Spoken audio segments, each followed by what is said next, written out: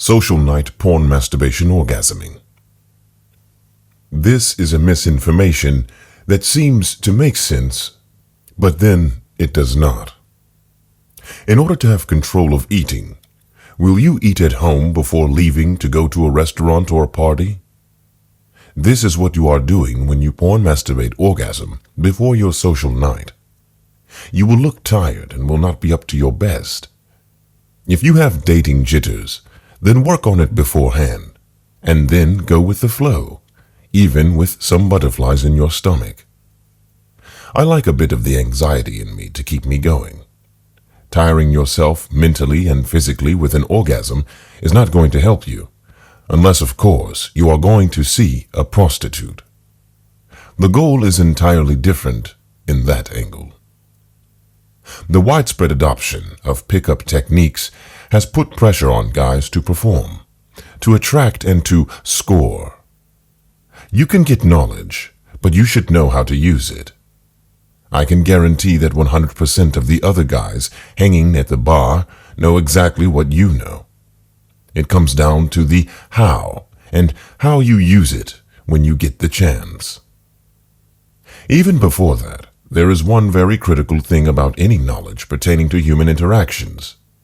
That knowledge should never force your actions. This is important. I once masturbated and then poured wine to quiet the butterflies in my stomach before a date. I looked tired after just 1 hour into the date. The loud noise of the bar, dehydration, excessive self-consciousness, PUA, pickup artist teachings, etc., made my time unenjoyable. Somehow, the girl and her friend liked it all. However, I do think it would have been better if I had gone without any props. I ended up being successful by claiming my goals, which I consider unfortunate and as random luck. The porn masturbation orgasm session I had before the date triggered a dopamine flooding, and its withdrawal hit around the time I was with the date. I had to overdo my conversation to compensate the ineffective dopamine effects after the earlier orgasm. I am also sure that I was suffering from hypofrontality, where my impulses were failing my controls. That gushing moment, an extra decibel in the tone, etc., would easily have given my nervousness to the girls. Only if I was not protected by the loud noise in the bar. Why do you want to take chances? Porn masturbation orgasm ceases to relieve the withdrawal pangs that it causes in the first place. That is also why heavy porn masturbation orgasm users turn to alcohol or other drugs. But I digress. Social night porn masturbation orgasming is occasioned by two or more of our usual reasons for pleasure prop seeking, e.g., social functions, parties, weddings, school exams, game night, even business meetings. These are examples of occasions that are both stressful and relaxing. This might at first appear to be a contradiction, but it isn't. Any form of socializing can be stressful, even with friends, and at the same time, you want to be enjoying yourself and be completely relaxed. There are situations where multiple reasons are present at one and the same time. To illustrate, I will quote driving as one of these. But driving always involves an element of stress. Your life is at stake. You are also having to concentrate. You may not be aware of the last two factors, but the fact that they are subconscious doesn't mean they aren't there. And if you are stuck in a traffic jam or have a long motorway drive, you may also be bored and may have promised yourself to a porn masturbation orgasm after you reach home. Another classic example is going on a first date. Especially when you know something about the date beforehand, like their profile from an online dating site. Your mind is throwing questions back and forth. If she is a 10 and in that vicinity, or if the date is from another race which is socially perceived as a couple of levels above your race, then it gets even noisier in your head. Then the surprise to meet the person in flesh. First the looks, then the voice, then the mannerisms. Expectations determine the level of interest you have for her from there on. If your enthusiasm starts to flag, you will start to feel too relaxed. But then you feel guilty for feeling too relaxed. The tug of war has started. I want sex, or get me out of here ASAP. I know where to get it. That will lead you to the next stage of post-date porn masturbation orgasming. You can bet that this unfortunate guy is going to porn masturbate orgasm after he reaches home. It is often after nights like these, when we wake to feel the uneasy emptiness, are often the special ones, the ones that we think we'll miss the most when we are contemplating stopping porn masturbation orgasming. We think that life will never be quite as enjoyable again. In fact, it is the same principle at work. These porn masturbation orgasm sessions simply provide relief from withdrawal pangs, and at certain times we have greater need to relieve them than at others. You had ended up greasing the neural water slides in your brain and made it ready to slide again on the next cue. Let us make it quite clear. It is not the internet porn and the harem dwellers that are special. It is the occasion. Once we have removed the need for the porn masturbation orgasm, such occasions will become more enjoyable and the stressful situations less stressful. This will be explained in greater detail in the next chapter. What am I giving up? Absolutely nothing. The thing that makes it difficult for us to give up is fear. The fear that we are being deprived of our pleasure or prop. The fear that certain pleasant situations will never be quite the same again. The fear of being unable to cope with stressful situations. In other words, the effect of brainwashing is to delude us into believing that sex, and by extension orgasm, is a must for all human beings, or that there is something inherent in internet porn that we need, and that when we stop porn masturbation orgasming, we will be self-denying ourselves, and there will be a void. Get it clear in your mind. Internet porn does not fill a void. It creates one.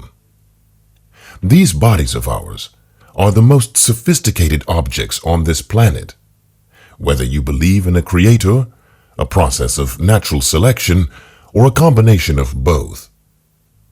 Whatever being or system devised these bodies of ours, it is 1,000 times more effective than man. Man cannot create the smallest living cell, let alone the miracle of eyesight, reproduction, our circulatory system, or our brains. We don't have our systems upgraded yet to properly assess the supranormal stimulus, such as rich, high-density food or high-speed internet novelty porn with multiple active windows. If the creator or process had intended us to handle novelty-triggering stimuli, we would have been provided with some other brain reward circuits. Our bodies are, in fact, provided with fail-safe warning devices, and we ignore these at our peril. Excessive edging results in body pain, irritation, and inflammation. In women, excessive flooding of dopamine and stress enzymes, such as prostaglandin, E2, can cause difficulty to orgasm and porn masturbate edge. There is nothing to give up. The beautiful truth is, there is nothing to give up. Once you purge that little monster from your body and the brainwashing, the big monster, from your mind, you will neither want to masturbate often nor need internet porn for it. Porn masturbation orgasm destroys your sense of self-control. I don't think porn masturbation orgasmers are self-destructive to continue even after knowing the ill effects of internet porn. They clearly don't have suicidal tendencies. They don't enjoy this slavery themselves. Many of them do it in spite of the fact that they know it causes self-sabotage.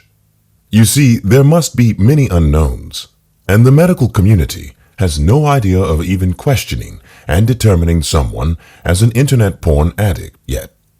So, a lot of reported symptoms are wrongly tagged under other causes.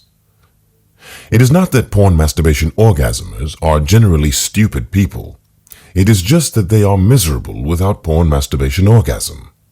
They are caught between the devil and the deep blue sea. They either have to abstain and be miserable because they cannot porn masturbate orgasm, or be miserable because they are destroying themselves through porn masturbation orgasm and feel guilty and despise themselves for it. When they feel that lower back pain or get porn-induced erectile dysfunction, their minds are torn between accepting responsibility and looking the other way. The problem I have is to make a convincing point, as I'd have done for, let's say, smokers. All of us have seen smokers who develop excuses to sneak off for a crafty puff. It is easy to see the true addiction in action. Addicts do not do it because they enjoy it. They do it because they are miserable without it. Because many of us started out our first sexual experience that ended in an orgasm, and we acquired the belief that we cannot enjoy sex without an orgasm. And for men, porn is sold as an aid towards sex, sometimes even as an education to be confident during the act of sex. It used to be static, but now we have supranormal internet porn. But this is nonsense. Internet porn takes away your confidence. Women and porn. The greatest evidence of the fear that porn instills is in its effect on women. Practically all women are fastidious about their personal appearance. They wouldn't dream of appearing at a social function not immaculately turned out and smelling beautiful. So why would they fall for internet porn? The traps were set as either a control trap, I can give up when I want, or an educational trap, or a freedom trap, I am entitled.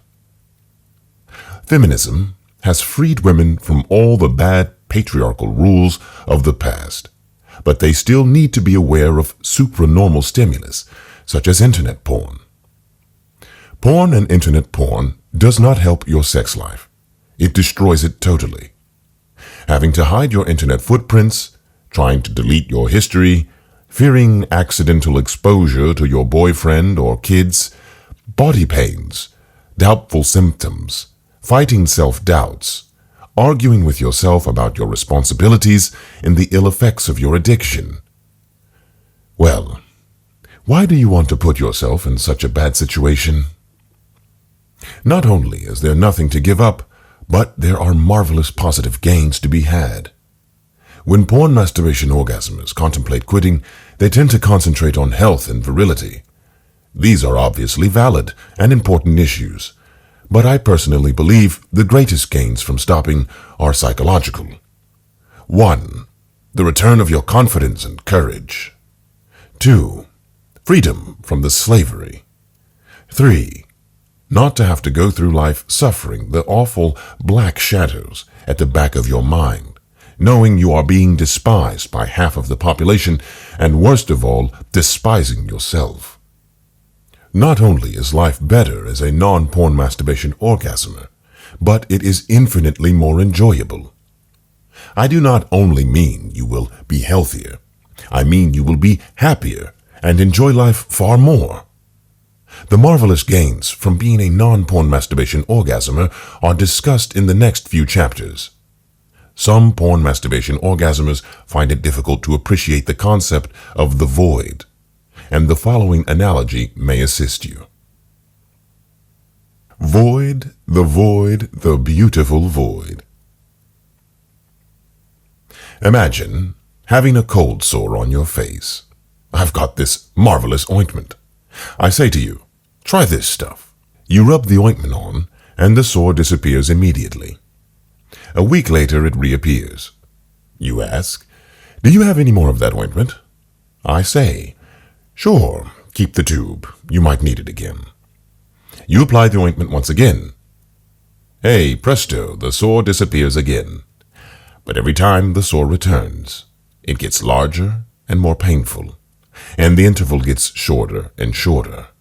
Eventually, the sore covers your whole face and is excruciatingly painful. It is now returning every half hour. You know that the ointment will remove it temporarily, but you are very worried. Will the sore eventually spread over your whole body? Will the interval disappear completely? You go to your doctor. He can't cure it. You try other things, but nothing helps except this magical ointment. By now, you are completely dependent on the ointment. You never go out without ensuring that you have a tube of the ointment with you. If you go abroad, you make sure that you take several tubes with you. Now, in addition to your worries about your health, I'm charging you $100 per tube. You have no choice but to pay. You then read in the medical column of your newspaper that this isn't happening just to you. Many other people have been suffering from the same problem. In fact, pharmacists have discovered that the ointment doesn't actually cure the sore. All that it does is to take the sore beneath the surface of the skin. It is the ointment that has caused the sore to grow. All you have to do to get rid of the sore is to stop using the ointment. The sore will eventually disappear in due course. Would you continue to use the ointment? Would it take willpower not to use the ointment? If you didn't believe the medical article, there might be a few days of apprehension. But once you realized that the sore was beginning to get better, the need or desire to use the ointment would go. Would you be miserable? Of course you wouldn't. You had an awful problem which you thought was insoluble. Now you found the solution. Even if it took a year for that sore to disappear completely, each day as it improved, you'd think, "Isn't it marvelous? I'm not going to die." This was the magic that happened to me on my final porn masturbation orgasm day. Let me make one point quite clear in the analogy of the sore and the ointment. The sore isn't lung cancer, or arterial sclerosis, or emphysema, or angina, or chronic asthma, or bronchitis, or coronary heart disease. They are all in addition to the sore. It isn't the body pains, lack of normal lust, flagging arousal, fading penetration, the wasted time spent on lifeless two-dimensional images, the times when we felt infringed of our entitlement because we are not allowed to porn masturbate orgasm. It isn't the life of being despised by other people who caught you, or, worst of all, despising yourself. These are all in addition to the sore. The sore is what makes us close our minds to all these things.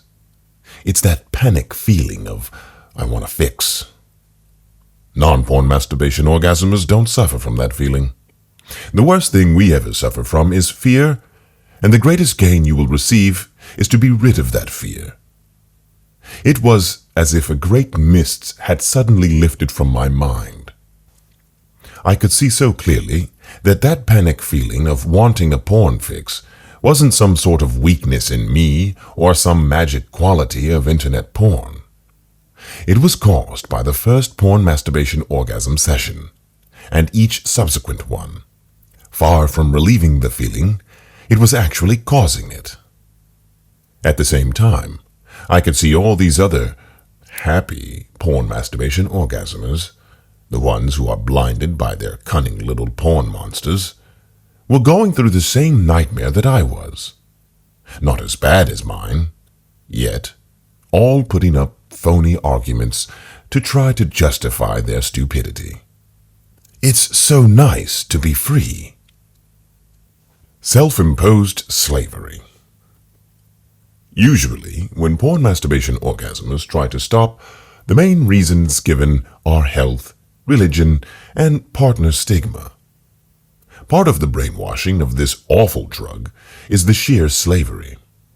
Man fought hard in the last century to abolish slavery, and yet the porn masturbation orgasmer spends his life suffering self-imposed slavery. He seems to be oblivious to the fact that when he is allowed to porn masturbate orgasm, he wishes that he were a non-porn masturbation orgasmer. With most of the masturbation we do in our lives, not only do we not enjoy them, but we aren't even aware that we are masturbating. It is only after a period of abstinence that we actually suffer the delusion of enjoying porn masturbation orgasm. E.g., the first day after a 4-day abstinence with the intent of rebooting, etc. The only time that porn becomes precious is when we are trying to cut down or abstain, or when abstinence is forced on us. E.g., when on business trips, holiday trips to locations where the internet is not available, and so on. The confirmed porn masturbation orgasmer should bear in mind that more studies and even more people are coming out and talking about the ill effects of internet porn. This trend will get worse and worse. Today, it is non-medical people talking. Tomorrow, it will be in your doctor's lists of diagnostic tests to perform.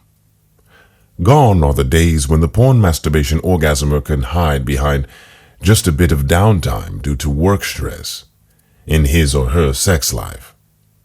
Your partner is going to ask you why you are on your laptop at this time too late into the night. The poor porn masturbation orgasmer, who was already feeling wretched, wants the ground to open up and swallow him. I remember every time my partner stayed up late, it was an ordeal waiting to open my laptop. When on business trips, the dinner with the clients and colleagues dragged on. Or was I just going through the natural ups and downs in human interactions? What was I doing? I was thinking, let's get on with it so that I can get over with this and go to my room for some porn. I have thought many times, am I not lucky? I have got my little reward. The poor non-porn masturbation orgasmer with no internet access somewhere in an Amish village hasn't got a reward. The poor non-porn masturbation orgasmer doesn't need a reward. We were not designed to go through life systematically flooding our brains with dopamine and opioids. The pathetic thing is that even when masturbating with internet porn, the porn masturbation orgasmer doesn't achieve those feelings of peace, confidence, and tranquility that the non-porn masturbation orgasmer has experienced for the whole of his non-porn masturbation orgasming life. The non-porn masturbation orgasmer isn't sitting in the family room, feeling agitated and wishing his life away. He can enjoy the whole of his life. No, this wasn't a 14-year-old schoolboy, but a 40-year-old professional. How pathetic. I wouldn't admit to myself that I wasn't enjoying it. I was looking for the right clip and or pictures to reach orgasm or better, edge forever. I don't know what I'm supposed to be watching sometimes. That is the confusing part. The edging and then the orgasm floods my brain. Yet this was supposed to be my way of relaxing and enjoying my favorite hobby. To me, one of the tremendous joys of being a non-porn masturbation orgasmer is to be freed from that slavery. To be able to enjoy the whole of my life and not spend half of it craving for more and more internet porn. And then, when I get to fire up my browser, wishing I didn't have to do it. Porn masturbation orgasmers should bear in mind that when they see or meet non-porn masturbation orgasmers, it is not the self-righteous non-porn masturbation orgasmer who is depriving them, but their very own little monster.